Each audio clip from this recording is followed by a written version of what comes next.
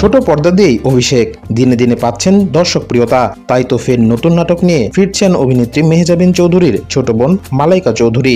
এরপর অনুতপ্ত নামের একটি নাটকে দেখা যাবে এই নতুন মুখকে, যেখানে তার সহশিল্পী পার্থ শেখ। সামাজিক মাধ্যমে অনুতপ্ত নাটকের একটি পোস্টার শেয়ার করেছেন মালাইকা। সঙ্গে নবাগত এই অভিনেত্রী জানান, জুলাইতে এবার বিশেষ কিছু আসছে। অনুতপ্ত নাটকটি রচনা ও পরিচালনা করেছেন KM সোহাগ রানা, প্রযোজনায় রয়েছেন রাজ। এই নাটকের গল্প ঘুরে বেড়ায় একটি পরিবারের আবর্তে।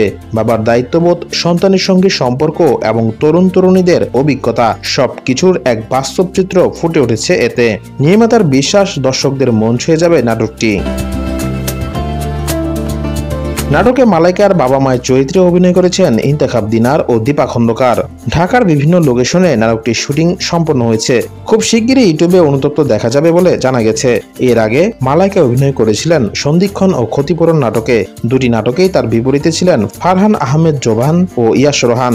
নাটক দুটি পরিচালনা করেছিলেন মোহাম্মদ মোস্তফা কামাল রাজ।